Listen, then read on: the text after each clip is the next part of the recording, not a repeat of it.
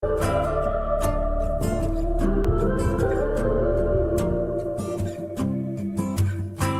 mama, something's wrong. It's cold for a summer night.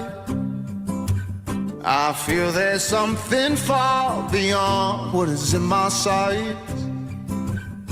I don't know if we're safe here. I don't think we should stay here. Dear mama, something's wrong. It's cold for a summer night. There must be something in the water that's making us throw this away. So tell your mothers and your daughters they better stay away. 'Cause out here there's something strange.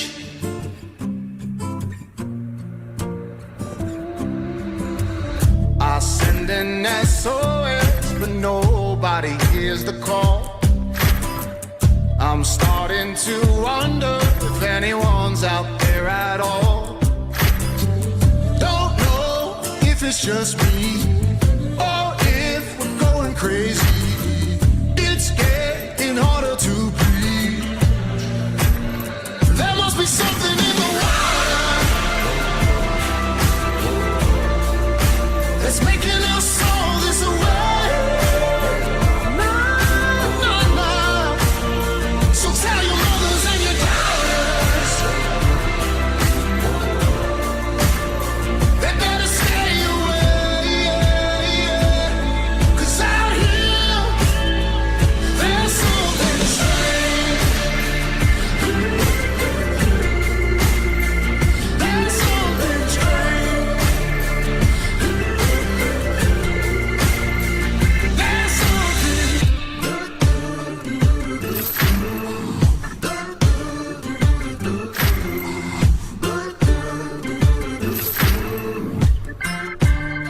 There must be something in the water that's making us all this away. So tell your mothers and your daughters they better stay away. 'Cause there's something strange.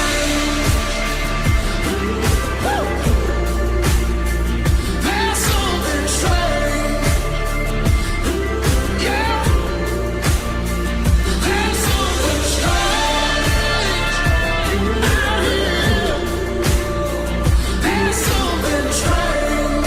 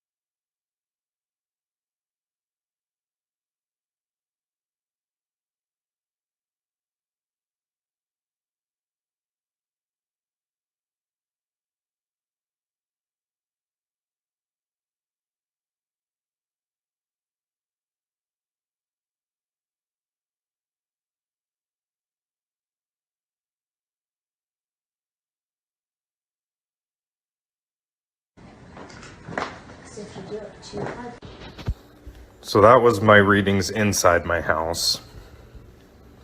Going outside now.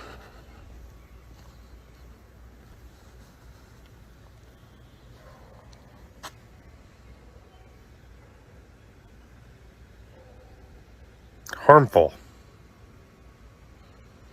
Can barely see it here. Serious.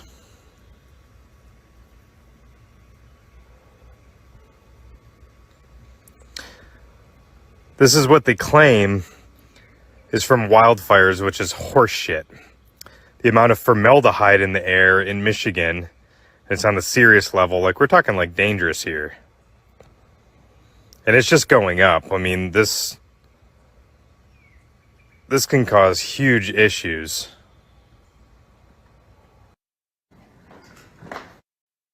I now give the floor to Mr. Max Blumenthal. Thank you, and I thank Alex Rubinstein and Wyatt Reed for helping me prepare this address. Wyatt Reed is a journalistic colleague of mine who in October 2022 happened to be in Donetsk when his hotel was shelled by the Ukrainian military with a apparently U.S.-made howitzer, nearly killing him. He was 100 meters away. I'm also here with my friend, the civil rights activist Randy Kretiko, who was more recently in Donetsk and witnessed regular HIMARS attacks on civilian targets. I am here not only as a journalist who has spent over 20 years writing books, producing documentaries, and writing articles about conflict and politics from several continents. I'm also here as an American taxpayer who's been dragooned into funding a proxy war that has become a threat to the regional and international stability at the expense of my countrymen and women. Just June 28th, as emergency crews worked to clean up yet another toxic train derailment in the United States, this time on the Montana River, further exposing our nation's chronically underfunded infrastructure and its threats to our health, the Pentagon announced plans to send an additional $500 million worth of military aid to Ukraine. The development came as Ukraine's army enters the third week of a vaunted counteroffensive that CNN describes as, quote, not meeting expectations, and which even Volodymyr Zelensky says is going slower than desired. As Ukraine's military failed to breach Russia's primary defense line, CNN reported on June 12th that Kiev had lost, quote, lost 16 U.S.-made armored vehicles sent to the country. So what did the Pentagon do? It simply passed that bill down to average U.S. taxpayers like myself, charging us another $325 million to replace Ukraine's squandered military stock. There was zero effort to consult the U.S. public's position on the matter, and the vast majority of Americans likely did not even know the exchange took place. This policy that I'm describing to you, which sees Washington prioritize unrestrained funding for a proxy war with a nuclear power in a foreign land while our domestic infrastructure falls apart before our eyes, exposes a disturbing dynamic at the heart of the Ukraine conflict, an international Ponzi scheme that enables Western elites to seize hard-earned wealth from the hands of average U.S. citizens and funnel it into the coffers of a foreign government that even Transparency International ranks as consistently one of the most corrupt in Europe. The U.S. government has yet to conduct an official audit of its funding for Ukraine. The American public has no idea where their tax dollars are going. And that's why this week, we at the Gray Zone published an independent audit of U.S. tax dollar allocation to Ukraine throughout the fiscal years 2022 and 23. Our investigation was led by Heather Kaiser, a former military intelligence officer who served in Iraq and Afghanistan. We found, among many bizarre payments, a $4.5 million payment from the U.S. Social Security Administration to the Kiev government. We found $4.5 billion worth of payments from the U.S. Agency for International Development to pay off Ukraine's sovereign debt, much of which is owned by the global investment firm BlackRock. That amounts to $30 taken from every U.S. citizen at a time when 4 in 10 Americans cannot afford a $400 emergency. We found tax dollars earmarked for Ukraine, padding the budgets of a television station in Toronto, a pro-NATO think tank in Poland, and believe it or not, even rural farmers in Kenya. We found tens of millions to private equity firms, including one in the Republic of Georgia, as well as $1 million payment to a single private entrepreneur in Kiev. Our audit also revealed the Pentagon's $4.5 million contract with a company called Atlantic Diving Supply to provide Ukraine with unspecified explosives equipment. This is a notoriously corrupt company that none other than Thom Tillis, the chairman of the Senate Armed Services Committee, previously lambasted for its, quote, history of fraud. Yet once again, Congress has failed to ensure these shady payments and massive arms deals are properly tracked. In fact, much of the military and humanitarian aid shipped to Ukraine has simply vanished. Last year, CBS News quoted the director of a pro-Zelensky nonprofit in Ukraine who reported that only 30% of aid was reaching the front lines. The embezzlement of funds and supplies is at least as troubling as the potential consequences of the illicit transfer and sales of military-grade weapons. Last June, the head of Interpol warned that the massive transfers of arms into Ukraine means, quote, we can expect an influx of weapons in Europe and beyond, and that criminals are now, as we speak, focusing on them. This May, a group of anti-Kremlin Russian exiles outfitted with gear supplied by the Ukrainian government was hailed by Western politicians for carrying out terrorist attacks in Russian territory using American-made Humvees. Although the group, the so-called Russian Volunteer Corps, is led by a man who calls himself the, quote, White King, and includes numerous open admirers of Adolf Hitler, described as neo-Nazis in U.S. mainstream media, the Western weaponization of this militia against Russian forces and Russian civilians has not prompted any outcry from Congress. And while the Biden administration has promised that it's keeping tabs on the weapons sent, a State Department cable leaked last December conceded that, quote, kinetic activity and active combat between Ukrainian and Russian forces create an environment in which standard verification measures are sometimes impracticable or impossible. The Biden administration not only knows that it cannot track the weapons it's shipping to Ukraine, it knows that it is escalating a proxy war against the world's largest nuclear power and daring it to respond in kind. We know this because back in 2014, and this timeline is so important, that's when NATO Secretary General Jens Stoltenberg said that the war started following a U.S.-backed coup d'etat. President Barack Obama rejected demands from Kiev to send lethal offensive weaponry because, as the Wall Street Journal put it, he had a, quote, long-standing concern that arming Ukraine would provoke Moscow into further escalation that would drag Washington into a proxy war. When Donald Trump entered office in 2017, he attempted to hold the line on Barack Obama's policy, but was soon branded a Russian puppet by the Beltway Press Corps and the Democratic Party for refusing to send Raytheon's Javelin missiles to the Ukrainian military. His reluctance to send the Javelins became a central theme of his impeachment, and he predictably relented. As U.S.-made offensive weaponry began to reach the front lines of the Donbass, the collective West exploited the Minsk Accords to, quote, give Ukraine time to arm up, as the former German Chancellor Angela Merkel put it. In January 2022, the U.S. announced a $200 million arms package to Ukraine. Follow the timeline. By the 18th of February, observers from the Organization for Security and Cooperation in Europe reported a doubling in ceasefire violations, with OSCE maps showing the overwhelming majority of targeted sites on the side of pro-Russian separatists in Donetsk and Lugansk. 5 days later, Russia invaded Ukraine. And since then, the U.S. and its allies have been scurrying up the escalation ladder at every opportunity. Quote, things we couldn't give in January because it was escalatory were given in February, a former State Department official complained after meeting with Ukrainian counterparts. And things we couldn't give in February, we can in April. That has been the distinct pattern, starting with, for crying out loud, Stingers, referring to shoulder-mounted rockets. Joe Biden himself said in March 2022, the idea that we're going to send in offensive equipment and have planes and tanks, don't kid yourself. No matter what you all say, that's called World War III. Just over a year later, Biden changed his tune, backing a plan to provide F-16 fighter jets to Ukraine, and after pressuring Germany to send in the tanks he once feared would provoke World War III. It would only take 2 months from the time Ukraine received HIMARS, Lockheed-made HIMARS systems for the U.S. For the Ukrainian military to begin targeting critical infrastructure, using them to strike the Antonovsky Bridge over the Dnipro River, and again 2 months later in a test strike on the Kakhovka Dam to see if the Dnipro's water could be raised enough to stymie Russian crossings, as the Washington Post reported.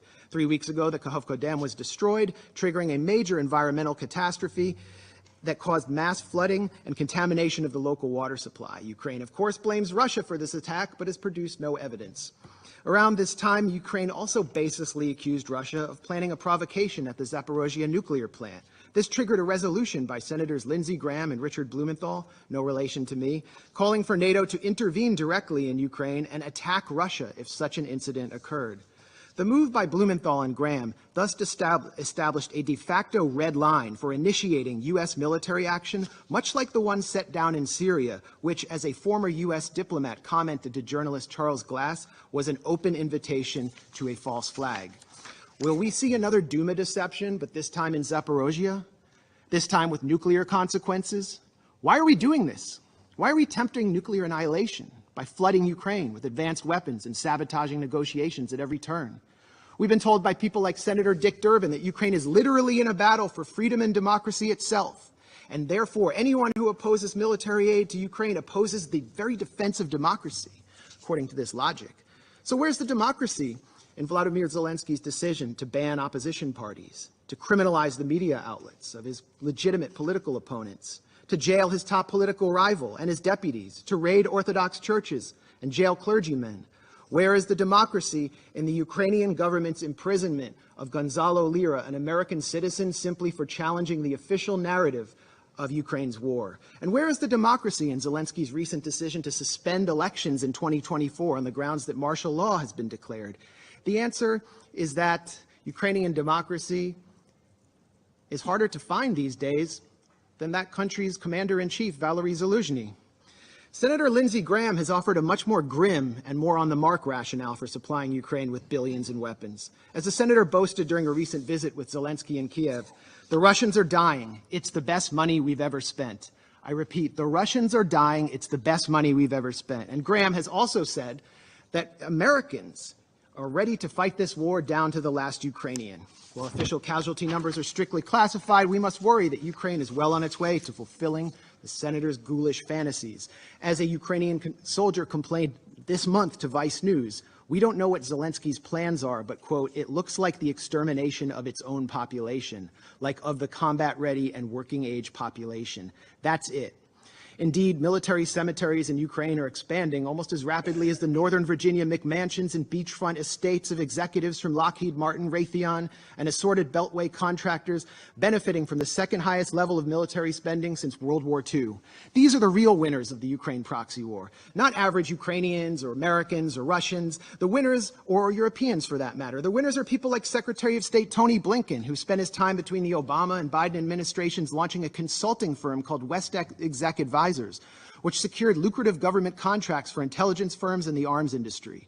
Blinken's former partners at WestExec include Director of National Intelligence Avril Haines, CIA Deputy Director David Cohen, former White House Press Secretary Jen Psaki, and almost a dozen current and former members of Biden's national security team. Defense Secretary Lloyd Austin, for his part, is a former and possibly future board member of Raytheon, and an ex-partner of Pine Island Capital Investment, which collaborates with WestExec and which Blinken himself has advised. Meanwhile, the current U.S. ambassador to this body, the UN, Linda Thomas Greenfield, is listed as a senior counsel at the Albright Stonebridge Group, a self-described commercial diplomacy firm that also finesses government contracts for the intelligence and arms sector, and which was founded by Madeleine Albright, infamously known for her comments that the deaths by sanctions of 500,000 Iraqi children were worth it.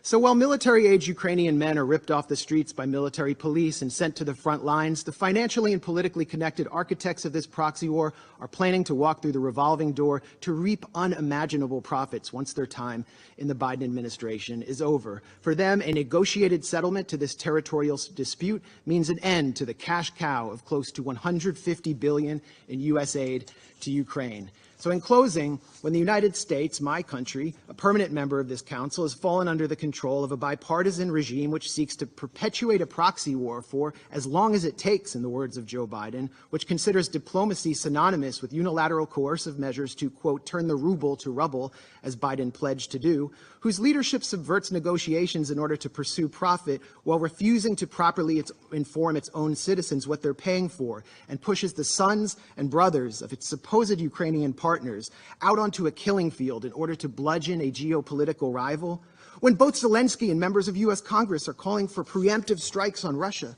which have nothing to do with Article 51 of the UN Charter, this Council must take action to enforce that charter. That charter is clear that the Security Council must use its authority to guarantee a pacific settlement of dispute, particularly when it threatens international security. That should not only apply to Russia and Ukraine. This Council has an obligation to strictly monitor and restrain the U.S. and the illegal military formation known as NATO. Thank you.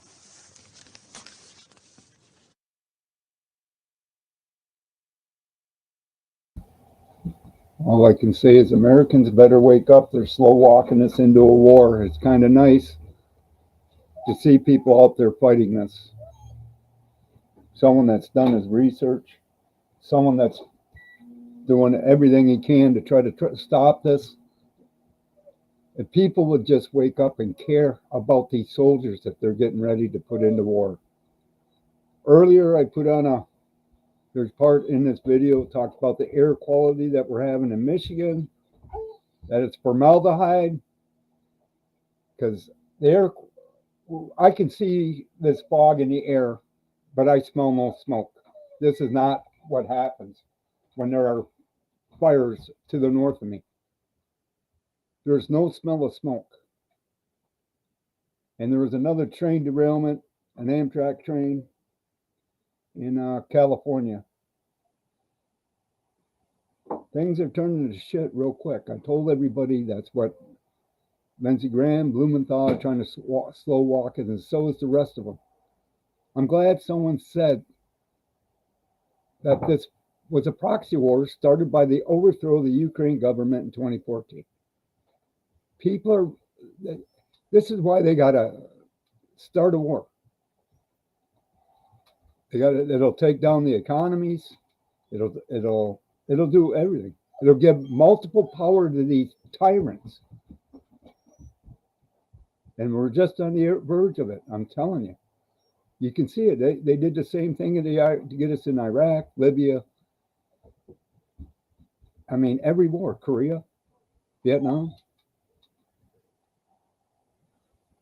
American people need to wake up. Y'all have a great day.